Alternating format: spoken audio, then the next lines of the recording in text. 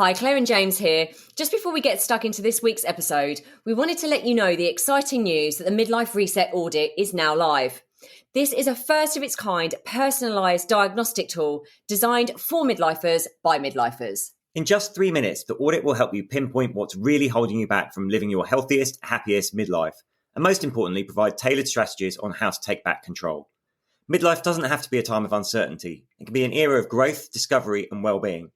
So to go ahead and take the audit, go to themidlifementors.com/audit. Life balance. How do we get it, and why does it feel so elusive? In this podcast episode, we'll break down why it's so important to address life balance, why it feels impossible to achieve, and reveal some common misconceptions. Most importantly, though, we'll explain why life balance doesn't actually exist and how it can make us even more stressed chasing after it. As always, we'll wrap up by giving you a 4-pillar holistic framework to regain control, be kinder to yourself, and find more joy again.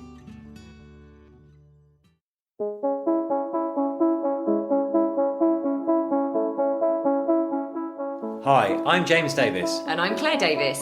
We're the Midlife Mentors, here to lift the lid on how to achieve health and happiness. The balanced, no-nonsense way.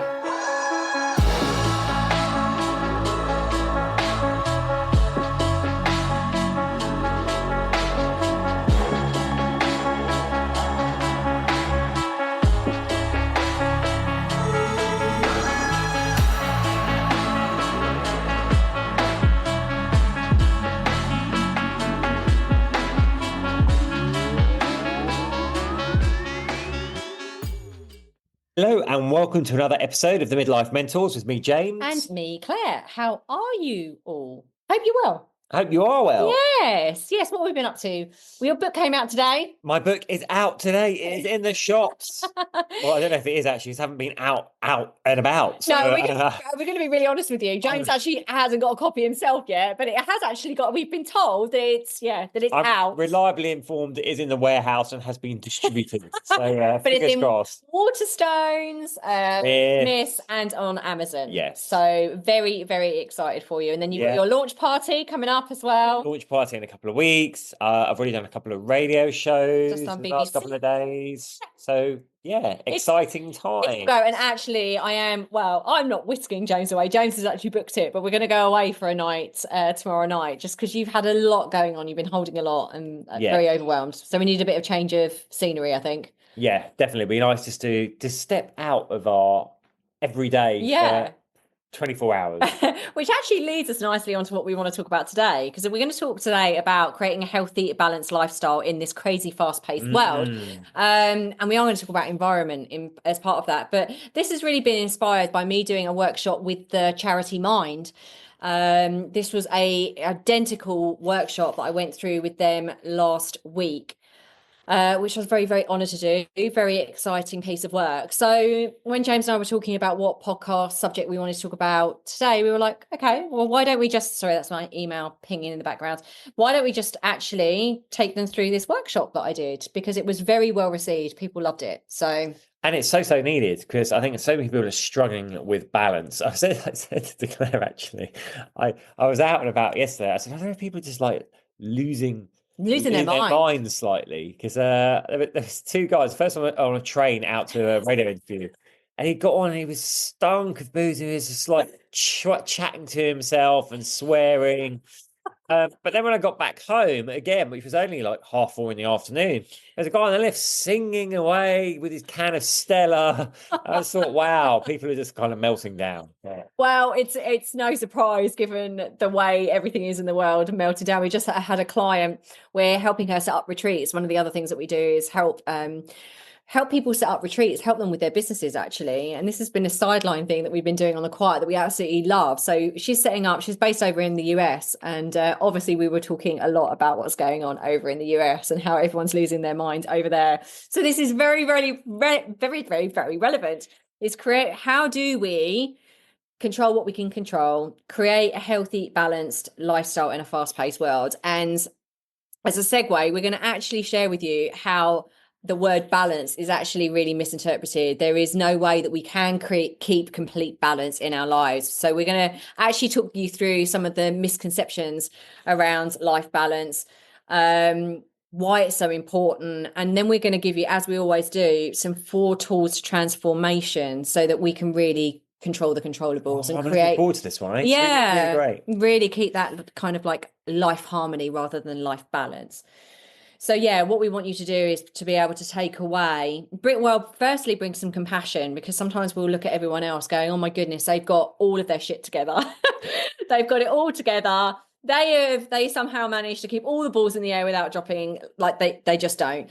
So we want to help you bring some self-compassion to your life in this crazy world, show you where you might be overcomplicating things, where there's some mistakes that you might be making, some misconceptions. Consider really, as you go through this, as a time of reflection, where you might be a bit out of whack, what you can do. And as we said, it's all about those action steps and those strategies. So simple tools to bring about greater life harmony. So why do we need balance in our lives? Well, quite simply, a lack of balance is going to make us stressed. And if we allow it to continue, eventually it's going to lead to burnout. So we need to be looking to find that balance so that we don't get to that stressed and burnt out state. Like I did a couple of years ago. Yeah, like you did. And the thing is, it is very hard in today's world because although tech is wonderful and it was meant to free us, some we might argue it's actually made us slaves to the tech. Constant phone notifications trigger stress hormones such as cortisol. There's some stats here. The average person checks their phone 144 times a day, and 83% of workers now check emails outside of work hours. So this is like always on. And of course, that leads to, we know that since COVID, anxiety and people signed off work through anxiety and mental health issues has gone up massively. The Mental Health UK Burnout Report 2025, 91% of UK adults reported experiencing high or extreme levels of pressure or stress in the past year. I could make a funny comment about Labour governments and Rachel Reeves, but I don't. It leads to physical. Politics aside, it's so easy to get involved in it. But of course, that leads to physical and mental illness, and there is a massive economic and social costs. And it's something that's being looked at. It is, and seriously, government is looking at this at the moment because there are record numbers of people signed off sick and receiving benefit. And in simple terms, the country simply can't afford it. So there is a big societal and economic cost to it. It also can affect our own ability to be happy, right? Because we're drawn into this thing of comparison, always looking at everyone else's life, thinking they've got it right, they've got it sussed. When am I going to find my happiness? And that impacts our relationships, our goals, our aspirations. We might even just like give up, right, and fall into despondency. Stressed people have lower levels of optimism. So let's be positive. Yeah. And also, I think society's expectations, it's been amazing, particularly, I'm going to say like this, for particularly us women, right? Over the last few decades, we've been told that we can have it all. And that's really amazing, that we are equal to men, which we are, but we have it all. But does that mean that we should? We are juggling. Unfortunately, particularly for us women, we're trying to manage kind of being a mother as well, and all the responsibilities that comes with motherhood, being a wife, a partner, managing the home, and being able to manage that as well as a career. And men the same. We're trying to juggle, a lot of stuff in this life. We're told that we should have this, we should have that, we should have these material possessions, we should be going for these goals, we should, the sky's the limit. You can literally have it all. But unfortunately, with that comes with that feeling that we're falling short all the time. Like if I'm not always on and I'm not always going for those goals, and I'm not getting up as the sun rises and tackling this and tackling that and ticking that off of my to-do list, and I'm somehow failing. And that leads to that kind of, I feel like that mental, physical, and like that spiritual burnout. It's like, I can never get there. I'm supposed to be having it all. Everyone else looks like they've got it all. Why can't I make this work? And that takes away our perspective of what's really important. And at some point, especially at midlife, we do get to that point where we evaluate what's really going on here, and we might have some regrets. We might realize that we've put all of our energy into the wrong pockets because society told us that we should do that. I do feel like midlife is that point where we reevaluate. So I don't know whether any of this sounds familiar to you, but just kind of, I suppose this This is really to bring compassion to what you might be experiencing and acknowledging it, right? So some of these things might sound familiar to you. You're tired, but you're wired. So you're freaking exhausted, but you're also wired. That's high levels of stress. We always say the difference between stress and burnout is stress is like going, going, going, going, going. Burnout, it's almost like stress is anxiety, burnout is depression. It's like when I'm burnt out, I literally can't see the point of anything anymore. I am so gone past the point of stress. Like I can't think, feel, I'm numb. So you're tired but wired. That's kind of like the stress. You've said yes to things, but it's a resentful yes. Do you really acknowledge that? Honestly, that's so familiar to us. I've said yes to something, but I'm resentful now. You find it difficult to maintain healthy habits. Is that like when we agreed to do multiple sessions at a massive exhibition event and you turned me off for it? So we're doing the Ideal Home exhibition. We're talking, yeah, exactly. I volunteered us for as a story. This like Claire was like, I'd love to be on stage at Ideal. I was like, I'm going to make it happen. Got it. She was over the moon, and I'm like, right, yeah, we'll just do as many sessions as we can. And then she's like, I can't believe how many sessions you've committed us to. 7 on 4 different days. Hey, come see us. Yeah. So we are at the Ideal Home exhibition. But yeah, you find it difficult to maintain healthy habits because you're constantly on this lack of life balance. You're burning out, you're stressing out. You use TV and social media to switch off. Like how many times do you think, oh, I just really need to switch off here. I'll use my mobile phone or TV switch off. Actually, your mobile phone is increasing your levels of stress, right? It's kicking into that dopamine. It's making you more wired. You're finding it difficult to concentrate, and you're not really present with the people that you love or that are important to you. And there's very little real joy and meaning to your life. So if that sounds familiar, carry on listening, listeners, because we're going to really help you with the strategies, those 4 tools, those 4 elements to really help you get some life balance, life harmony back. So why do we struggle so much with creating life balance? Well, it's interesting actually.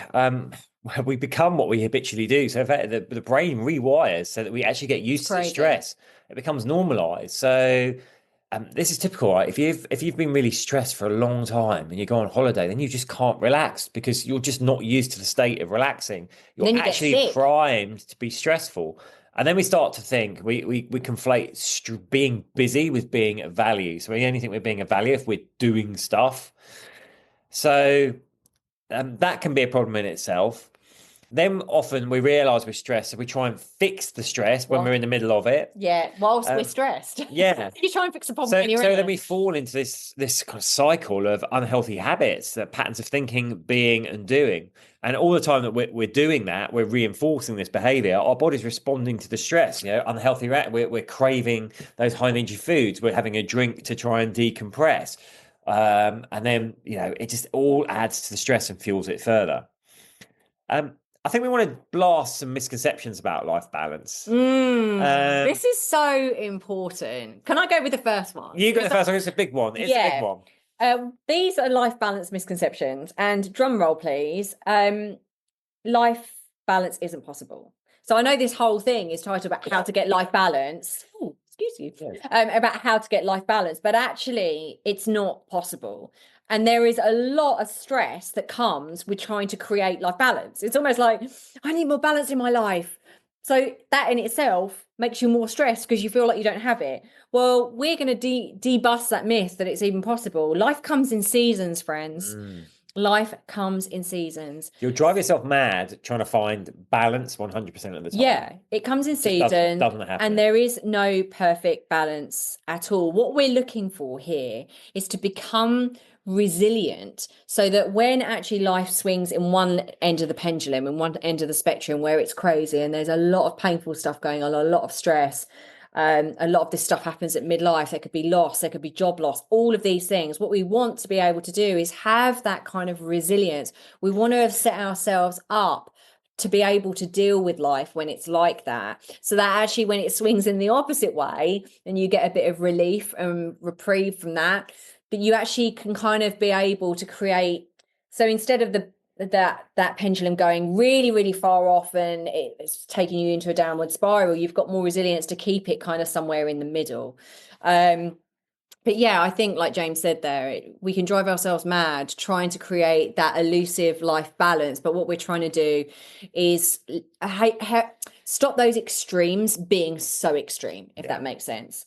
And then the other life balance misconception is It's when I find time, it's like, oh, when I have time, I'll do this. When I have time, I'll do that. It will never happen for all the reasons we've already talked about with all the stress and getting into that habit of stress. So we need to actually be proactive and make the time.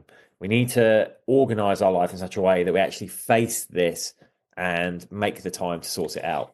Yeah, and then the other misconception is other people are better than me. You know, we've said this kind of already, but I just want to say to you right now, because you are stressed out and you don't feel like you have this life balance, it doesn't make you a failure. It doesn't make you a failure because you feel like you can't hold it all together. There's no shame in the struggle. You know, this whole thing that we said around society, I can, so I should. You know, because I can have it all, I should have it all. Just want you to take a breath, to relax, to take away that shame and that stigma, because no one has the perfect life balance, no matter what you're seeing on social media with everyone's highlight reels. So just chill a little bit on yourself.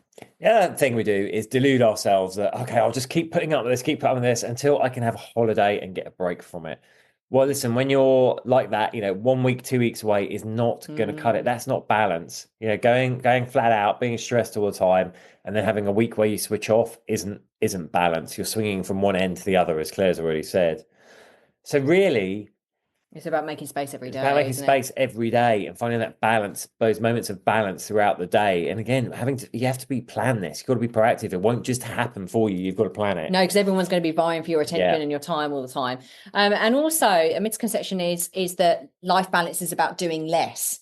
It's not actually. You know, so many people focus on getting life balance in the things that you do and don't do externally, but it's also about getting balance inside yourself, inside your spirit, inside your mind. This is about that resilience that I was talking about. Is how can I bring pockets of balance back to my life within me where I can control my state? You know, what can I control? I can control my state. And that's something that we need to learn. And we're going to talk to you about this in some of the tools that we're going to go through. So here we are. Let's going to go into the 4 pillars to building life harmony rather than life balance. And I just wanted to say, as you know, if you've listened to this for even a couple of episodes of this, we're all about a holistic approach. So you can't just, like I just said, you can't create life harmony just through the things that you do externally. It is a mind, body, and spirit approach to bringing harmony to your life. So we are going to go through the mind, the body, the soul, and the spirit, but also underpinning all of that is the environment that you put yourself in, which is why I'm taking James away tomorrow, because it's all about the environment too. So let's talk about the mind. Yes, let's talk. Pillar 1 is the mind. So we want to focus on building a balanced mindset. And one of the things we want to do is move away from thinking about time management, thinking about energy management. Where are you expending your energy? Where are you conserving it? So this might mean you have to reevaluate your values or your goals. You're going to have to set more appropriate boundaries. Remember, when you say yes to someone else, you're saying no to yourself. Yes. Focus on controlling what you can control. Create those routines to give yourself that perception of control. Yeah, the subconscious mind loves routine, doesn't it? So when we feel out of control, it loves to have that routine put in. Exactly. Do be aware of where you're spending your time, right? Because often we're like, oh, there's not enough time in the day, but actually you've wasted chunks of it doing something you didn't need to do. Doom scrolling being a really obvious example, but there's loads of others. So I say be aware of where you're spending your time, but also where you're expending your energy, right? We can sometimes be expending energy in all the wrong places, leaving us feeling even more drained. Yeah, even more drained, and that we haven't achieved anything. So also be careful about what you're mentally feeding yourself. So that's about watching your news intake, making sure your social media feed is supporting you, not working against you. And the algorithm's not showing you more of the stuff that you don't want. Yeah. Which is saying, basically control your device time. And the last thing I'd say is you know, we do have monkey minds essentially, and we are all humans are dopamine addicts. So create rewards and mini breaks for yourself. Mm. You know, oh, when I've done this task, then I'll give myself a little treat of, you know, browsing online for this thing, or browsing online for that thing, or going for a walk. So do set up those miniature reward, micro reward structures for yourself. It does really work. Well, James and I were having this conversation this morning. I was basically doing a coaching session on James this morning. Because, you know, like we go through these highs and lows as well. And I'm really lucky that we can both support each other when we go through highs and lows. And James was saying that he loves one part. So, as being an entrepreneur, he loves one part of it and then he loves the other part. But there's this whole chunk bit in the middle that he doesn't like doing. And actually, it's the same with the stuff that I don't like doing. I suppose it's the nitty gritty stuff. It's like, yeah, there's, I won't go into too much detail, but there's a bit in the middle that James just doesn't like to do. And I think that's quite common across the board, these things that he doesn't like to do. But I was like, okay, in your day, he was like, oh no, but the reward is the delivery, the reward is, and I said, no, that's too far gone, that's too out of your control, that's too far down the line. Like, how can you actually create rewards for yourself when you do the thing that you don't want to do and you do it first in the day? How can you create a little reward and a mini break for yourself that celebrates that you've actually done it? So that's really, really important, that the reward isn't too far down the line, that it's actually tangible and it's close, so you can hold on to it. The next, actually, where we talk a lot about the holistic approach to life harmony. Do not forget about your body. No, do not. Do not So forget. Do not forget about, because we know that a balanced body is really, really important to life harmony. You are body, mind, and soul. You are a holistic being. Exercise is going to release the stress and life overwhelm. It's going to give you space and time for yourself. That's carving out time for you, your special time. When we work out, our body releases feel-good neurotransmitters, serotonin, dopamine, and GABA. We know these endorphins really, really help. And we know that when we consistently exercise, the brain continues to release these amazing feel-good hormones. So even when you're not exercising, you're still getting the benefit. We know it lowers levels of cortisol and adrenaline and creates better mental health and resilience. And it also helps with your sleep. It helps with hormones.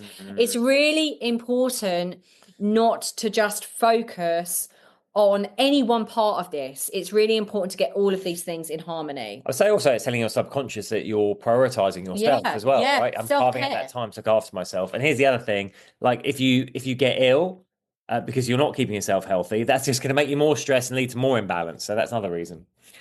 A balanced body is also about nutrition. So again, when we're in a stress response, we're going to crave high energy foods, but you know, we're not actually fighting that tiger or running away from that tiger. So we don't need all those calories. Poor quality food is going to cause physiological stress, impact our gut biomes. If we start putting on weight, that's going to increase our stress as well. A lot of our food is packed with sugar. We might lean into sugar as, again, to get that dopamine hit, as that kind of treat. Same thing with alcohol. We might think it helps us relieve stress, but you know, it really, really doesn't. So we basically want to go to a healthy diet. We want to minimize sugar, be careful of our alcohol intake, make sure we're getting enough lean protein, make sure we're not eating loads of processed food, and then in conjunction with the movement, we're going to have a healthier body. We'll be able to cope better with anything that's thrown at us, and our physiological stress state will be lower as a result. Also, now I want to talk about a balanced spirit, a balanced soul, right? A lot of people forget this, and this is where I suppose that coming back to center is really, really important. A lot of us so externally focused, we can't even bring ourselves back to center, back to a rest and renewed spirit. We really need to focus on carving out time where we have that silence and solitude. And I'm not saying that you need to go away on retreats like I do. It's just not practical for people. But like, how can you get in your day some solitude, some way to renew yourself? And some of the ways that we can do that is going out into nature and getting some deep breaths outside.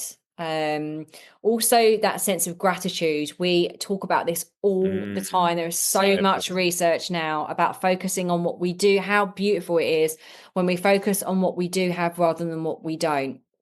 Society tells us we'll be happy when, we'll be happy when, we'll be, you know, it's an inside job. I know that's so cliche to say, but you need to learn how to be happy. We've been brought up in a society that's not actually taught us to be grateful and joyful and appreciate what we do have, the simple things. And we need to learn how to do that again. So writing a gratitude list, you know, in the morning, getting up, writing 3 things you're grateful for, really feeling it, coming before you go to bed, writing down 3 things that you've achieved in that day, how good that feels, you know, what you're proud of. These things make a massive difference. You might want to look at mindfulness, meditation, or prayer. Acts of compassion. This is so overlooked. As human beings, I know we're in a world now where we focus on how horrible human beings are, but actually inherently we are good. I really truly believe that. We release oxytocin, a feel-good hormone, when we give. So just ask yourself, like, how in your day can you give small acts of compassion? Is it buying the person behind you a cup of coffee? Is it buying the homeless person on a street a sandwich? Is it a smile to someone that looks sad? Is it putting an arm around someone that might look that they need a little bit of love and compassion? Just come from that heart space, and you'll notice really that your energy starts to shift. Surrender and accept what you can't control. This is kind of what James said. It goes beyond that, though. It's about knowing where you are right now, accepting where you are, and controlling what you can control. Journaling is really powerful. A lot of the time we just remunerate over things in our head, like over and over in our head. And actually ruminating over and over what's going on in our head. And actually it really helps getting it out on a piece of paper. Journaling your feelings, allowing yourself to feel what you feel. And healing modalities as well, counseling, therapy, coaching, NLP, all those sorts of things really help create a balanced spirit. Finally, we are on to the bit that kind of encapsulates it all, which is environment, creating a balanced environment. It's very nurturing yourself with what you surround yourself with. So, you know, if you do have the luxury of space, create a you space, a space where you can go and relax. Maybe have a distinct workspace and a distinct relaxed space. Try and keep your work and home areas uncluttered. Make sure you are getting out in nature regularly. You know, we talk about this all the time. You know, getting out in nature, even as little as 15 minutes, will have a significant effect on lowering your cortisol, lowering your blood pressure, and lowering your heart rate. Make sure you're getting enough good quality sleep. Make sure you're eliminating as many toxins as you can. You know, that's not just from food, it's about household products as well, scents, stuff like that. Make sure you're around uplifting people. Make sure you're around uplifting This is people. your environment, I was going to use that to right? laugh. So I was saying tech, Yeah. make sure you're using tech to support you, not against you. And then the last bit is, surround yourself with uplifting people. It makes such a difference. Now, if you're around with people that are always looking on the bright side, always uplifting, always got your back, you're going to feel very different if you're surrounding yourself around people that are moaning all the time, telling you that you're no good, that the situation's never going to improve. Listen, all the research says optimists have better life outcomes than pessimists. So why not be optimistic? And they say that you are like the 5 people you surround yourself with the most, you know, so like check in with the 5 people you're around and get yourself into an environment, either a hobby or an online group or something like that. So I hope you found that helpful. In summary, really, I just want to say, like, don't add stress to your life by obsessing over creating life balance. Life does come in those seasons, but what we want to do is create the ability to be resilient so that the pendulum doesn't swing so high and so extreme in either direction. And really do practice those holistic lifestyle approaches, because you'll increase that resilience to the ebbs and flows of life. So we really hope that you found that helpful. I'd love you to think about, as you finish off this podcast, you know, like, what has been the greatest takeaway for you? What are you gonna go away and implement in your life? Don't overstress it. We're not asking you to do, we've given you a whole heap of tips there. You might want to go back and listen and make some notes. But what I would say is, you know, nothing changes if nothing changes. So have a think about how you can create a little bit more life harmony in your mind. So maybe pick one from the mind, one from the body, and one from the soul and the spirit. Yeah, I was going to say, remember, it's not knowledge that's power, it's the implementation of that knowledge. So You can read all the listen to books in the this, world but do go away and take some steps. Yay. Listen, I'm going to put in the show notes a link to go and buy James's book. This is such an important book. It's the Midlife Male Handbook, a guide to thriving through andropause. It is so needed for men and for women. It's really important that we start to talk about and demystify the andropause. So the links are in the show notes. If you've got any questions at all, any reflections on this podcast or anything in life, or you want us to talk about something or get a guest on this podcast, you can message us at team@themidlifementors.com, and we are sending you so much love.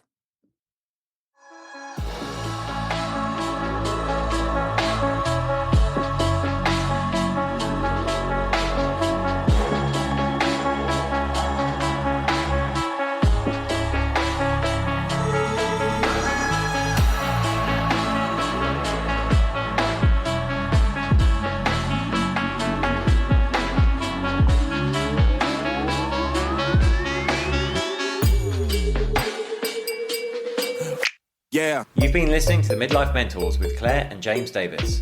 We'd love to hear from you. So drop us a line at info@themidlifementors.com with any questions or topic suggestions. And make sure you join us on our Facebook page and YouTube channel. You can find us under the Midlife Mentors. Yeah. What? Yeah. Yeah. Yeah.